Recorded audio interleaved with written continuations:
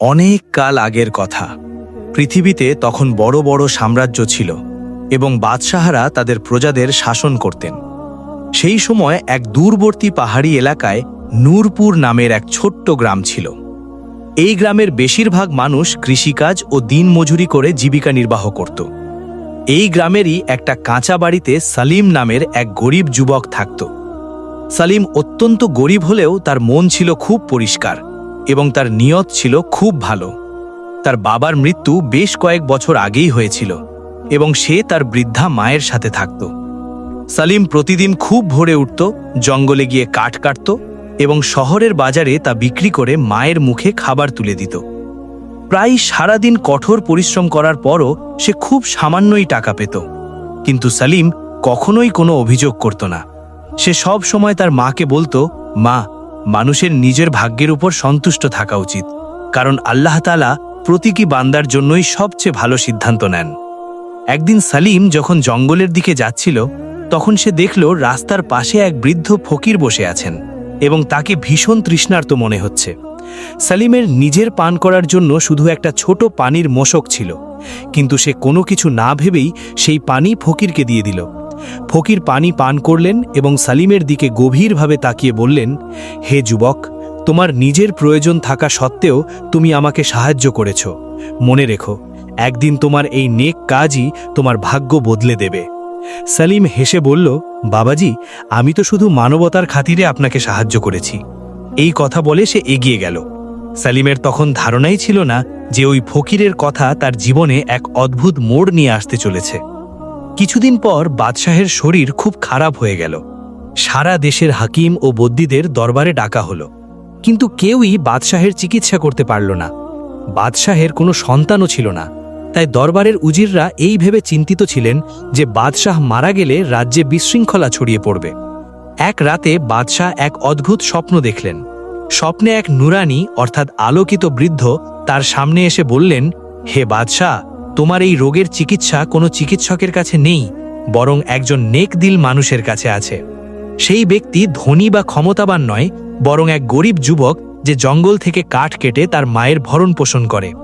সকাল হতেই বাদশাহ এই স্বপ্ন তার উজিরদের শোনালেন এবং নির্দেশ দিলেন সারা দেশে এমন এক ব্যক্তিকে খুঁজে বের করতে যে গরিব হলেও নেক দিল এবং সত্যবাদী।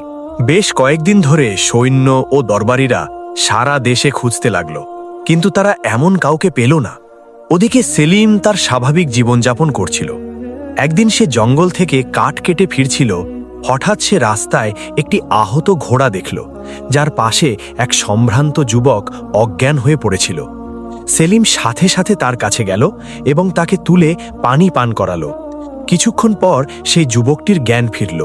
সে জানালো যে সে আসলে রাজ্যের উজিরের ছেলে এবং ডাকাতরা তার ওপর হামলা করেছিল। সেলিম কোনো ভয় ছাড়াই সেই যুবকটিকে সাহায্য করল এবং তাকে নিরাপদে শহর পর্যন্ত পৌঁছে দিল। উজির যখন জানতে পারলেন যে এই গরিব যুবকটি তার ছেলের জীবন বাঁচিয়েছে, তখন তিনি খুব খুশি হলেন এবং সেলিমকে দরবারে আসার আমন্ত্রণ জানালেন। সেলিম প্রথমে একটু ইতস্তত করছিল, কারণ সে একজন সাধারণ গরিব মানুষ ছিল, কিন্তু শেষ পর্যন্ত উজিরের জোরাজুরিতে সে দরবারে পৌঁছল। সেলিম যখন দরবারে প্রবেশ করল, বাদশাহ তাকে গভীরভাবে দেখলেন। সেলিমের চেহারায় সরলতা এবং চোখে সত্যবাদিতা স্পষ্ট দেখা যাচ্ছিল। বাদশার সাথে সাথেই তার স্বপ্নের কথা মনে পড়ে গেল। বাদশাহ সেলিমকে জিজ্ঞেস করলেন, হে যুবক, তুমি কে এবং কি করো? সেলিম অত্যন্ত বিনয়ের সাথে উত্তর দিল, হুজুর, আমি একজন গরিব কাঠুরিয়া এবং আমি আমার মায়ের সাথে গ্রামে থাকি। বাদশাহ তাকে অনেক প্রশ্ন করলেন এবং প্রতিটি উত্তরে সেলিমের সত্যবাদিতা ও সততা ফুটে উঠল। দরবারের সবাই এই যুবকের সরলতায় মুগ্ধ হল। ঠিক সেই সময় হঠাৎ বাদশার শারীরিক অবস্থার আরও অবনতি হল এবং তিনি অজ্ঞান হয়ে সিংহাসনে লুকিয়ে পড়লেন।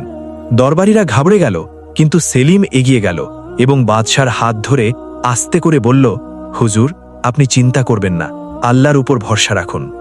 বিস্ময়করভাবে কিছুক্ষণের মধ্যেই বাদশার অবস্থার উন্নতি হতে শুরু করল। দরবারের চিকিৎসকরাও অবাক হয়ে গেলেন, কারণ কয়েকদিনের মধ্যে এই প্রথমবার বাদশার শ্বাস প্রশ্বাস স্বাভাবিক হচ্ছিল।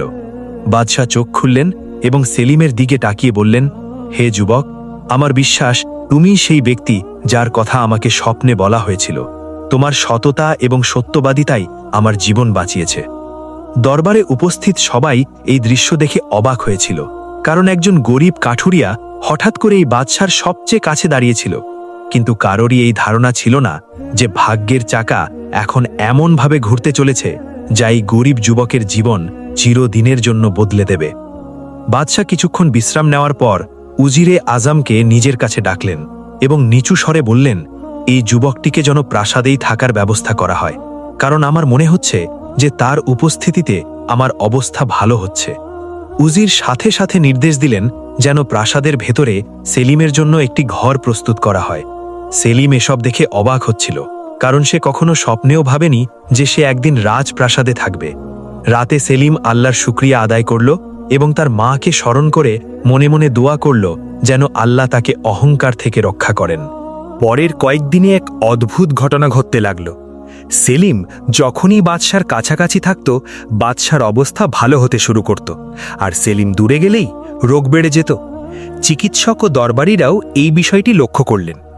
একদিন বাদশাহ সবার সামনে ঘোষণা করলেন, এই যুবকের সততা ও আন্তরিকতা আমার জন্য ওষুধ হিসাবে কাজ করছে, তাই আমি চাই সে কিছুদিন আমার কাছাকাছি থাকুক। দরবারে উপস্থিত বেশিরভাগ মানুষই চুপ থাকল, কিন্তু কয়েকজন ধনী দরবারির মনে হিংসার জন্ম নিতে শুরু করল। বিশেষ করে একজন ক্ষমতাবান উজির, যার নাম কামরান ছিল। সে কোনোভাবেই এই বিষয়টি মেনে নিতে পারল না যে একজন গরিব কাঠুরিয়া বাদশার এত কাছের মানুষ হয়ে উঠবে। কামরান মনে মনে ভাবতে লাগল যে এই যুবকটি যদি এভাবেই বাদশার প্রিয় পাত্র হতে থাকে, তবে হয়তো বাদশাহ তাকে কোনো বড় পদ দিয়ে দেবেন। সে চুপিসারে সেলিমের বিরুদ্ধে ষড়যন্ত্র করার সিদ্ধান্ত নিল। এক রাতে সে কয়েকজন দরবারিকে একত্রিত করে বলল, আমাদের এই যুবকটিকে দরবার থেকে দূরে সরাতে হবে, তা না হলে কাল সে আমাদের সবার ওপর ছড়ি ঘোরাবে। পরের দিন কামরান বাদশাকে বলল, হুজুর, এই যুবকটিকে বাহ্যিকভাবে সৎ মনে হচ্ছে ঠিকই, কিন্তু আমরা তার সম্পর্কে কিছুই জানি না। হতে পারে সে একজন ধূর্ত লোক যে আপনার বিশ্বাস অর্জন করছে।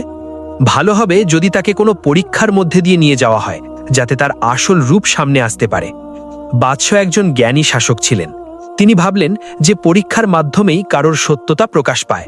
সুতরাং তিনি সেলিমকে দরবারে ডেকে বললেন, হে যুবক, তোমার সততা আমাকে মুগ্ধ করেছে, কিন্তু একজন শাসকের জন্য প্রতিটি মানুষকে পরীক্ষা করাও জরুরি। তুমি যদি সত্যিই সৎ এবং সাহসী হও, তবে আমি তোমাকে 3টি পরীক্ষা দেব। তুমি যদি সফল হও, তবে আমি তোমাকে বিশাল পুরস্কার দেব। সেলিম বিনয়ের সাথে মাথা নিচু করে বলল, হুজুর, আমি একজন সাধারণ মানুষ, তবে এই পরীক্ষা যদি ন্যায় বিচারের জন্য হয়, তবে আমি আল্লাহর ওপর ভরসা করে তা গ্রহণ করছি। প্রথম পরীক্ষাটি ছিল সেলিমকে এমন একটি জঙ্গলে যেতে হবে যেখানে ভয়ঙ্কর হিংস্র প্রাণীরা বাস করত, এবং সেখান থেকে একটি বিশেষ ভেষজ উদ্ভিদ নিয়ে আসতে হবে যা শুধুমাত্র রাতেই জন্মায়। অনেক সাহসী সৈন্য সেই জঙ্গলে যেতে ভয় পেত, কিন্তু সেলিম কোনো ভয় ছাড়াই যাত্রা শুরু করল। রাতের অন্ধকারে সে যখন জঙ্গলের ভেতরে পৌঁছল, তখন চারপাশ থেকে নেকড়ের ডাক শুনতে পেল।